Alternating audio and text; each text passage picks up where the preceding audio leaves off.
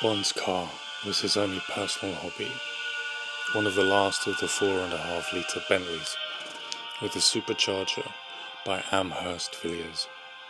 He'd bought it almost new in 1933 and had kept it in careful storage through the war. It was still serviced every year, and in London, a former Bentley mechanic who worked in a garage near Bond's Chelsea flat at the Methodist Church tended it with jealous care. Bond drove it hard and well, and with an almost sensual pleasure. It was battleship grey, convertible coupe, which really did convert into a banger. It was capable of touring at 90 with 30 miles an hour in reserve. Bond eased the car out of the garage and up the ramp, and soon the loitering drumbeat of the 2-inch exhaust was echoing down the tree-lined boulevard through the crowded main street of the little town and off through the sand dunes to the south.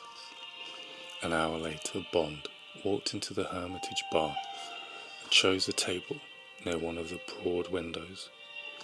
The room was sumptuous with those over-masculine trappings which, together with briar pipes and wire-haired terriers, spell luxury in France. Everything was brass-studded leather and polished mahogany. The curtains and carpets were in royal blue. The waiters wore striped waistcoats and green baize aprons. Bond ordered an Americano coffee, some sugar, and a sprinkling of cinnamon sugar, and examined the littering of overdressed customers, which irritated him slightly. Mostly from Paris, he guessed.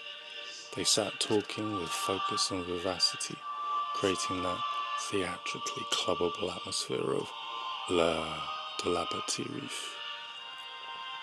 The men were drinking inexhaustible quarter bottles of champagne, the guzzlers, the women dry martinis.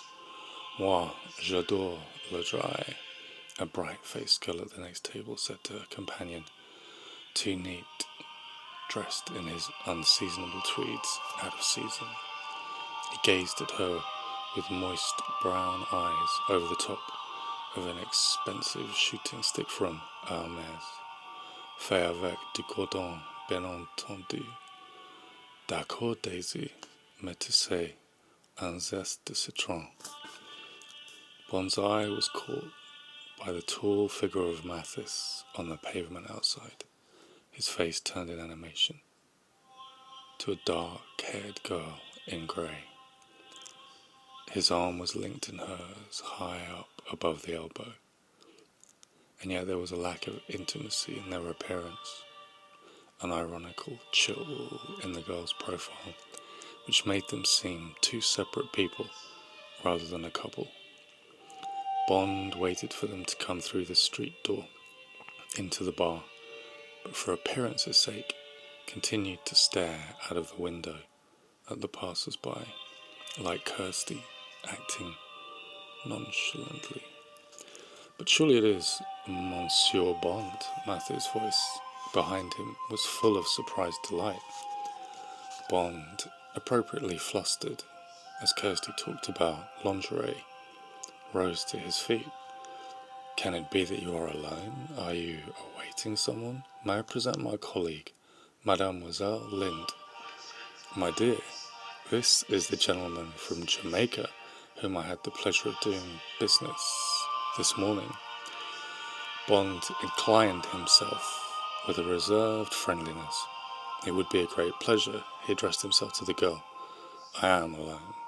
Would you both care to join me? He pulled out a chair as she sat down and she fell on the floor. While they sat down, he beckoned to a waiter, and despite Mathis' expostulations, insisted on ordering the drinks.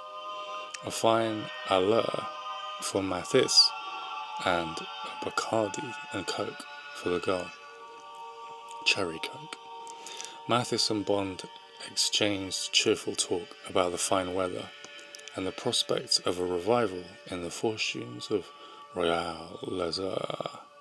The girl sat silent, smirking.